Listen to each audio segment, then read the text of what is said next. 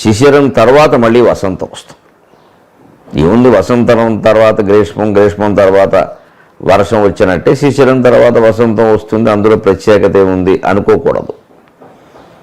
వసంతంతో మొదలైనటువంటి ఋతు పరంపర శిశిరంతో పూర్తయింది. కానీ మళ్ళీ వసంతం రావడం అనేది మన సంస్కృతిలో, మన పంచాంగంలో ప్రత్యేకత. ఆంగ్ల భాషలో ఉండేటువంటి పంచాంగాలలో, వాళ్ళ లెక్కల్లో వచ్చిన తేదీ మళ్ళీ రావచ్చు, వచ్చిన నెల మళ్ళీ రావచ్చు, కానీ వచ్చిన సంవత్సరం మళ్ళీ రాదు. మన భారతీయ కాలమానం ప్రకారం ఒకసారి వచ్చిన ప్రతి సంవత్సరం 60 ఏళ్ళకు ఒకసారి మళ్ళీ వస్తుంది. అందుకే 60 ఏళ్ళు దాటిన వాళ్ళందరూ చమత్కారానికి అనుకుంటారు మనం రెండవ ఇన్నింగ్స్ ప్రారంభిస్తున్నాం అనుకుంటారు. నిజమే. మరి ఇది శార్వరి నామ సంవత్సరం, అంతకంటే కరోనా నామ సంవత్సరం అంటే బాగుంటుందేమో. ఈ శార్వరి నామ సంవత్సరంలో పుట్టిన వాళ్ళు మళ్ళీ శార్వరి చూస్తే రెండవ ఇన్నింగ్స్ ప్రారంభించినట్టే కదా, ద్వితీయావృత్తి. ఇదే మన సంస్కృతిలో ప్రత్యేకత. ముఖ్యంగా వయస్సు మీరుతున్నప్పుడు చాలామంది ఏదో కోల్పోతున్నాం, వెళ్ళిపోతున్నాయి బంధాలని, తెగిపోతున్నాయి, అవయవాలు పట్టు సడలిపోతున్నాయి, మృత్యు వచ్చేస్తోంది, ఇదివరకటి చూపు లేదు, ఇదివరకటి మాట లేదు, ఇదివరకటి వినికిడి లేదు, ఇదివరకులా నడవలేకపోతున్నాం, అసలు స్పృహ తగ్గిపోతుంది, జ్ఞాపక శక్తి తగ్గిపోతుంది అని చాలా బాధపడిపోతూ ఉంటారు. మన సంస్కృతి కాలమానం ద్వారా స్పష్టంగా ఏం చెబుతోందంటే, అయ్యా ఏది పోయేది లేదు, వచ్చిందే పోతోంది గమనించు, వచ్చినప్పుడు పోదా. ఎన్నాదౌ యచ్చనాస్త్యంతే తన్మధ్యే భాంతమప్యసతు అతో మిథ్యా జగత్ సర్వం ఇది వేదాంత నిండిమక అన్నారు శంకరాచార్య వేదాంత నిండిమ స్తోత్రంలో. ఏది మొదటి నుంచి లేదో అది చివరి వరకు ఉండదు. ఆది అంతము రెండు లేనప్పుడు మధ్య లేనట్టే లెక్క కదా. మధ్యలో ఉన్నది అసదేవ లేనట్టే లెక్క. ఎందుకంటే ఏదైనా ఒక వస్తువు తీసుకుంటే మనం ఇంత పడుకుంటే ఇది మొదలండి, ఇది చివరండి అంటే మధ్య ఎప్పుడు అప్పుడు చెబుతాం. మొదలు చివర తెలియకుండా మధ్య ఎవరు చెప్పలేరండి. మొదలు చివర లేని దానికి మధ్య మాత్రం ఎలా ఉంటుంది. అంచేత జీవితానికి మొదలు అంటే మనం ఏదో అమ్మ కడుపులోంచి బయటపడ్డామంట. మరి కడుపులో ఉన్నాం కదా, ఆ 9 నెలలు ఏమవుతాయి? మనం ఉన్నాం, పరాయి వాళ్ళు ఎవరు ఉండలేదే. పోనీ కడుపులో ఉన్నదేనా? మన సంప్రదాయం ప్రకారం జీవుడు ఎప్పటి నుంచో ఉన్నాడు. పునరపి జననీ జఠరే శయనం, జననం మరణం పునరపి జననీ జఠరే శయనం, పునరపి జననం పునరపి మరణం పునరపి జననీ జఠరే శయనం. అంచేత జీవితం కూడా ఎక్కడికి పోవడం లేదు, మళ్ళీ వస్తోంది. సమస్య ఎక్కడ వస్తుంది అంటే మనం ఇది ఒకటే జీవితం అనుకోవడం వల్ల. ఇది ఒకటే జీవితం అని ఎందుకు అనుకుంటున్నామంటే ఈ శరీరంతో మనం బాల్యం నుంచి చేసిన పనుల్లో కొన్ని తప్పితే మిగిలినవి మనకు గుర్తులేవు కాబట్టి. బాల్యానికి మాత్రం అందరికీ గుర్తున్నాయా? ఇప్పుడు ఈ శిశిర వసంతం సంఘంలో సభ్యులుగా ఉండి పెద్దవాళ్ళే ఉండి బాల్యాన్ని గుర్తు చేసుకోండి ఒకసారి. ఎన్ని చెప్పగలరు మీరు బాల్యంలోవి? 3, 4, 5, 6 చెప్తారు, మహా అయితే 10 చెబుతారు, అంతకుమించి ఏం చెప్పలేరు, గుర్తుండవు. బాల్యంలో చాలా తక్కువ గుర్తున్నట్టే పూర్వజన్మలో అసలు గుర్తులేవు, అంతే తేడా. లోతుకి వెళ్ళి ఆలోచిస్తే బాగా గుర్తు చేసుకునే ప్రయత్నం చేస్తే బాల్యంలో గుర్తురాని సంఘటన కూడా కాసేపటి గుర్తొచ్చినట్టే ఈ జన్మకు సంబంధించిన బంధాలు విషయాలు సమస్తము మర్చిపోయి మౌనంలోకి వెళ్ళి ఉండగలిగితే పూర్వజన్మ విషయాలు కూడా గుర్తొస్తాయి. అది మన యోగశాస్త్రంలో చెబుతారు. అపరిగ్రహస్థైర్యే జన్మాంతర కథా సంబోధక అంటారు పతంజలి యోగ సూత్రాలు. అపరిగ్రహం అనే నియమాన్ని పెట్టుకుని ఉండండి, మీరు జన్మాంతర విషయాలు తెలుస్తాయంటారు. అపరిగ్రహం అంటే ఎవరి దగ్గర ఏమీ పుచ్చుకోకుండా ఉండడం ఒకటి, ఉన్నవి వదిలించుకోవడం 2. ఈ 2 చేయాలి. అపరిగ్రహం అంటే అర్థం అది. పరిగ్రహం అంటే స్వీకరించడం అని మనకు తెలుసు, పరిగ్రహణం అనే మాట ఉంది, పాణిగ్రహణలాగే. అంటే అపరిగ్రహం అంటే మనం వెంటనే ఏమీ పుచ్చుకోకుండా ఉండడం అనేది అర్థం ఒప్పుకుంటాం. లేదు, ఇంకోటి ఉంది, ఉన్నవి వదిలించుకోవడం కూడాను. అందుకు మనం సిద్ధంగా ఉన్నామా? శిశిర వసంతం సభ్యులం. ఇంకా పెంచుకుంటున్నామా, రాసుకుంటున్నామా, పూసుకుంటున్నామా తెలుసుకోవాలి. అందుకు సిద్ధంగా లేవు కాబట్టి దుఃఖం వస్తుంది. ఇది వదులుకోవాలేమో, చివరికి అన్నీ వదులుకొని వెళ్ళిపోవాలి, మృత్యు వస్తుంది, వెంటనే వస్తుంది దుఃఖం. అందుకే మృత్యువుకు సిద్ధంగా లేవు కాబట్టి వార్ధక్యానికి కూడా మనం సిద్ధంగా లేము, వార్ధక్యాన్ని దుఃఖంగా భావిస్తున్నాం. అందుకే ముసలితనం వచ్చినా సరే జుట్టుకు రంగేసుకుంటూ ఉంటాం, లిప్స్టిక్లు పూస్తూ ఉంటాం, ఇంకా ఏవో కపాలాలు అన్నీ ఎర్రగా బుర్రగా ఉండాలని ప్రయత్నాలు చేస్తూ ఉంటాం. ఎందుకు చేయాలి?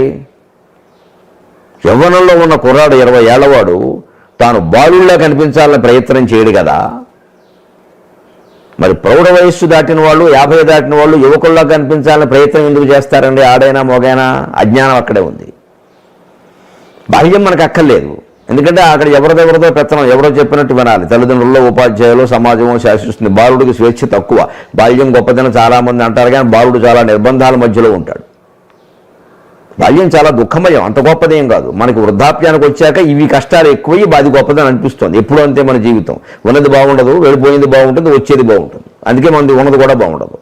ఉన్నదాన్ని ఆస్వాదించడం మానేసి వెళ్ళిపోయిన దాని గురించి తలుచుకుంటూ ఉంటాం, లేదా వచ్చేదేదో ఇంకాస్త బాగుంటుందని తలుచుకుంటాం. అందువల్ల ఏమవుతుంది, ఉన్నది కూడా బాగుండదు. అసలు ముందు ఉన్నదేదో ఆస్వాదిద్దాం అనుకుంటే ఏ క్షణానికి ఆ క్షణమే బాగుంటుంది. అదే శిశిర వసంతం. రాలిపోయింది అనుకుంటున్నాం, ఏది రాలిపోయింది మిత్రమా? రాలిన ప్రతిదీ మళ్ళీ వస్తోంది. రాలిన ఆకు మేల్బసుడి రాగముగా చిగురించు, ఎండుదై వ్రాలిన మోడు జీవరసరమ్య శిరస్సున పైకి లేచు, పాల్మాలిన లోకమందు అవమానము కండు ఘటిల్లెనంచు, గగ్గోలుగా నేర్చెదేల నవకోరక రాగము కోకిలమ్మయే హేలగ పాడుచున్నది, ప్రహేళికలం పగిలింపరమ్మికన్. ఇది ఉగాది సందేశం నిజానికి. ఇది శిశిర వసంతం సందేశం. శిశిర వసంతం అని వీరు కార్యకర్తలు ఈ సంస్థకి ఎందుకింత పేరు పెట్టారో ఈ పద్యం రూపంలో చెబుతున్నాను నేను. శిశిరమే మళ్ళీ వసంతంగా మారుతోంది, కంగారు పడకండి. రాలిన ఆకే మళ్ళీ చిగురిస్తోంది. రాలిన ఆకే మళ్ళీ చిగురిస్తోంది. అంటే పోయిన తాతగారే మళ్ళీ మనవడుగా పుడుతున్నాడు, పోయిన అమ్మమ్మే మళ్ళీ మనవరాలుగా పుడుతోంది. అందుకే మన సంప్రదాయంలో అమ్మమ్మ పేరో మామ పేరో మనవరాలకి పెడతారు. తాతగారి పేరు ఈ తాతగారి పేరో ఆ తాతగారి పేరో మనవడికి పెడతారు. ఎందుకు పెడతారు? వారిని వీరిలో చూసుకోమని. పేరు పెడితే ముందు చూసుకుంటాం, మా తాతగారి పోలిక మా మనవడు, మా నాన్నగారి పోలిక అని ఈ తండ్రి అతన్ని కొడుకుల తండ్రిలాగే చూస్తాడు. తండ్రి లక్షణాలు ఏ 1, 2 కనిపించినా సరే మా నాన్న పేరెట్టినందుకు వీడికి అన్ని ఆయన లక్షణాలు వచ్చాయి అని ఒక రకంగా కొడుకుని ప్రేమించడం కాదు, గౌరవిస్తారు కూడా ఒక్కోసారి. అసలు ఇంట్లో ఆ భర్త పోయినటువంటి మామగారు ఉంటే వీడికన్నీ మా పెనిమిటి లక్షణాలని ఎంత ముద్దుగా చూసుకుంటుంది. వాడిని ఎవరిని ఏమీ అన్నవు. ఆవిడ పేరు ఏమైనా ఇంకో అరకరం పొలం ఉంటే అది వాడి పేరు రాసేస్తుంది. ఇటువంటివి ఉన్నాయి మన సంప్రదాయంలో. ఎందుకంటే రాలిపోయిందని కంగారు పడుతూ మళ్ళీ వస్తున్నాయి. పాలపళ్ళని వస్తాయి చిన్నతనంలో, అవి రాలిపోతాయి, మళ్ళీ వస్తాయి. గట్టిపళ్ళు వస్తాయి, అవి రాలిపోయాయని అనుకోక్కర్లేదు. పెద్ద రాలితేనే మళ్ళీ రావి. ఇంకా పెద్ద రాలి ఊరికే రాలవుగా ఎవడో రాలకొడితే రాలుతాయి. రథోపనలు చేసాక రాలకొట్టక ఏం చేస్తారు? అంటే అవి జాగ్రత్తగా చూసుకుంటే సరిపోతుంది. ఎవడూ రాలగొట్టకుండా మన పొలం చూసుకుంటే అవి రాలిపోయినా పర్వాలేదు, మళ్ళీ వస్తాయి. మన జీవితంలో రాలిపోతుంది, గొడవ లేదు. అంచేత రాలిన ఆకు మేలు బసుడి రాగముగా చిగురించు. రాలిపోయిన ఆకే మళ్ళీ బంగారపు రంగులో మళ్ళీ చిగురు రంగులో మళ్ళీ వస్తుందయ్యా, మళ్ళీ ఆకుపచ్చగా మారుతుందయ్యా. ఎండుదై వ్రాలైన మురోడు జీవరసరమ్య శిరస్సున పైకి లేచు. ఒక్కోసారి ఏదో దారిగడ్డంగా ఉన్నాయని, ఇళ్ళగడ్డంగా ఉన్నాయని చెట్లు కొట్టేస్తారు. ఆ కింద ఉండేటువంటి స్థాణువు మొద్దు ఎండిపోయినట్టు ఉంటుంది, అది కాండం. ఇంకే మొత్తం కొట్టేశారండి, మూలంలో కొట్టేశారండి, చిగురించదన్నాడు. ఆశ్చర్యకరంగా 1 నెల లాగేది చూస్తే అంత పెద్ద ఏదో కూర్చుందుకు ఉపయోగపడే తిన్నెలా ఉన్నటువంటి చెట్టు కాండపు మొద్దులోంచి 2-3 చిగురాకులు వస్తాయి. ఎక్కడి నుంచి వస్తాయో తెలియదు. దాని పట్టుదల చూడండి. అలాగే మళ్ళీ మనకి ఇంకో జన్మ ఉంది. ఇది అయిపోయినా కూడా ఈ చొక్కాలు మార్చుకున్నట్టే జన్మలన్నీ భగవద్గీతలో చెప్పిన వాటే. దానికి సిద్ధంగా ఉండాలి. అందుకని ఈ చొక్కాయే నేను ఎప్పుడు ఉంచుకుంటాను, నాకు చాలా ఇష్టమైన చొక్కా అంటే వాసన వస్తుంది, దానివల్ల రోగాలు కూడా వస్తాయి. ఇప్పుడు చొక్కా ఉంటుంది, మనిషి ఉండడు. చొక్కా లోపల మనిషి ఉండడు, ఇంకెందుకు చొక్కా? అంచేతను మనం చొక్కా మార్చుకున్నట్టుగా దేహాన్ని వదులుకుందుకు సిద్ధంగా ఉండాలి. అదే తత్వజ్ఞానం, అదే వేదాంతం, అదే సమభావం. మన కళ్ళ ముందే ఎంతోమంది వెళ్ళిపోతున్నారు, చూస్తున్నాం. ఇది మనం శాశ్వతం అనుకుంటే ఎలాగా? ధర్మరాజుని యక్ష ప్రశ్నల్లో యక్షుడు అడుగుతాడు, అన్నిటికంటే ఆశ్చర్యకరమైన విషయం ఏదయ్యా అంటాడు. అహంజకని భూతాని గచ్చంతి యమాలయం శేషాస్థావరమిచ్చంతి కిమాశ్చర్యమతః పరం అంటాడు ధర్మరాజు. ప్రతిరోజు కొన్ని వేల మంది చనిపోతుంటే పత్రికల్లో చూస్తూ, టీవీల్లో చూస్తూ, ఎదురుగా చూస్తూ, బంధుమిత్రుల ఇళ్లలో పరామర్శలకు కూడా వెడుతూ కూడా, కొందరు శవాలను మోస్తూ కూడా వెడుతూ కూడా, దహన క్రియలు నిర్వర్తిస్తూ కూడా, ఈ మనుషులు తాము శాశ్వతం అనుకుని మళ్ళీ కోట్లు సంపాదించుకుందామా, ఇల్లు కొందామా, పొలాలు కొందామా, స్థలాలు కొందామా, ఇంకా బంధాలు బాగా పెంచుకుందామా, ఇంకా 4 వృద్ధాప్యం వచ్చినా సరే, 60-70 ఏళ్ళు వచ్చినా సరే, ఇంకా ఆ సంస్థలు ఈ సంస్థలు కార్యక్రమాలు, ఇంకేదో అక్రమాలు సక్రమాలు అంటే ఇంకా ఓహో పెంచుకుంటూ కూర్చుందామని చూస్తారు. అంతేగాని ఇంట్లో కూర్చుని జపం ఎవడో చేయడు. ఇంతకంటే ఆశ్చర్యకరమైన విషయం ఉందా అన్నాడు. ఇది మన అందరం ఆలోచించుకోవాల్సిన విషయం. ఇది వృద్ధాప్యంలో ఏదో కాలక్షేపం ఉండాలి కదండి. కాలక్షేపం అంటే టైంపాస్ అనే మాట చాలా తప్పు. ఇంగ్లీష్ పదాలు చాలా భాగం సంస్కృత పదాలకి సరిపోవు. కాలక్షేపం అంటే టైంపాస్ కాదు. కాలం క్షేపయతి. కాలం అంటే యముడు, మృత్యువుని త్రోసిరాజనగలిగిన కాలక్షేపం పెట్టుకోవాలి. మనం మృత్యువుని త్రోసిరాజనం అంటే భాగవతం చదవాలి, వేదాంత నిండమం చదవాలి, శంకర సాహిత్యం చదవాలి, యోగ వాసిష్టం చదవాలి. అది కాలక్షేపం. అప్పుడు బయటికి వెళ్ళే పని ఏముందండి? కరోనా అదృష్టంగా భావిస్తాం. అంచేది ఇవన్నీ పోతాయని తెలుసున్నప్పుడు, మళ్ళీ చిగురుస్తాయని కూడా తెలుసున్నప్పుడు దేని గురించి బాధపడక్కల. మళ్ళీ చిగురుస్తుంది అనుకున్నా బాధపడట్లా లేదు. అసలు లేవు అన్నప్పుడు ఇంకా దాని గురించి బాధపడే ఉపయోగం లేదు. తస్మాత్ అపరిహార్యే అర్థే నత్వము శోచితం అర్హసి. నీ చేతుల్లో లేని దాని గురించి ఏడిచి ప్రయోజనం ఏమిటో వదిలే విషయాన్ని అన్నాడు. ఆ విషయాన్ని వదిలేయడమే మనకి చేత కావట్లా. పట్టుకుని పాకులు అడుతూ ఉంటాం. కొంతమంది కోపాన్ని ఎదుటి వాళ్ళ మీద వ్యక్తం చేసి ప్రతిక్రియ తీర్చుకోలేరు. తమకు అన్యాయం జరిగినా సరే నోరు మూసుకొని కూర్చుంటారు. పోనీ నోరు మూసుకొని కూర్చున్న వాడు మనస్సు కూడా మూసుకుంటే బాగుంది. మూసుకోడు. అస్తమాన దాని గురించి ఆలోచిస్తూ ఉంటాడు. మల్లగొల్లాలు పడిపోతూ ఉంటాడు. చేతుల్లో చేతులు, కాళ్ళల్లో కాళ్ళు పెట్టుకుని పిండేసుకుంటూ ఉంటాడు, పిసిగేసుకుంటూ ఉంటాడు. వీడికి బీపీ వస్తుంది. వాడు బాగానే ఉంటాడు. వీడు శత్రువు ఎవడో వాడు బాగానే ఉన్నాడు. వీడు ఆస్తి కొట్టేసిన వాడు, వీడు మోసం చేసిన వాడు సుఖంగా ఉన్నాడు. ఎందుకంటే వీడింత బాధపడుతున్నాడనే విషయం వాడికి తెలియదు. వాడిని ఏదో చేస్తాడేమో అనే అనుమానం కూడా వాడికి లేదు. వీడి అసమర్థులని వాడికి తెలుసు. వాడు సుఖంగా ఉన్నాడు. వాడిని ఏం చేయలేకపోయా ఇంత అన్యాయం చేయలేదు. పోతాడు వాడు పెళ్ళానుకో, వాడు కొడుక్కో ఏదో ఒకటి వస్తుంది. ఇవన్నీ ఊరికే మనం అనుకునేవి. ఏదో వాడు సుఖంగా ఉంటాడు. మనం ఏదైనా చేస్తేనే వస్తుంది. చేయదలుచుకుంటే ఏదైనా చెయ్యి, లేదు వదిలే ఆ విషయాన్ని. మనం చెయ్యలేము, వదిలేయలేము. అది విచిత్రం అండి. దీన్ని పీకులాట అంటారు. చేయదలుచుకుంటే ఏదైనా చేయ నిజంగానే. అది ధర్మం అనుకుంటే, మనకు అధర్మం జరిగింది, అన్యాయం జరిగింది అనుకుంటే చేసే ఏం చేయాలో. లేదు చేయలేం, పరిస్థితులు వేరుగా ఉంటే మనమే కష్టాల్లో పడతాం ఈ ప్రతీకారం వల్ల అని ఆలోచిస్తే వదిలేసే విషయాన్ని. కనుక ఆ స్థితి నుంచి బయటపడమనే ధర్మరాజు అర్జునుడికి భగవద్గీత, శ్రీకృష్ణుడు అర్జునుడికి భగవద్గీత బోధించాడు. సంధి జరిగే వరకు మనం సంధి కోసం ప్రయత్నం చేశామయ్యా అర్జున, అంతా ఎందుకు కుదరలేదు. మీరంతా యుద్ధానికి సిద్ధపడ్డారు. శనయోరభయోర్ మధ్య రథం స్థాపయమే అచ్యుత అని 2 సైన్యాల మధ్యలోనూ రథం పెట్టి ఇప్పుడు యుద్ధం చేయనంటే వీటి అర్థం లేని మాట. ఎదురుకి చెప్పాల్సింది ఆ విషయాన్ని. యుద్ధరంగంలోకి వచ్చాడు చెబుతారా? అంటే ఇంత శాంతమూర్తులు అయితే వారందరూ మీ బంధువులు, వారిని చంపడం ఎందుకు అని అనుకుంటే ముందే మానేవలసింది. 5 కూడా అక్కర్లేదండి, మేము శాంతంగా ఉండమనేవాడు. వాడు సొమ్మం పోయింది, మొత్తం వాడే లాక్కునేవాడు.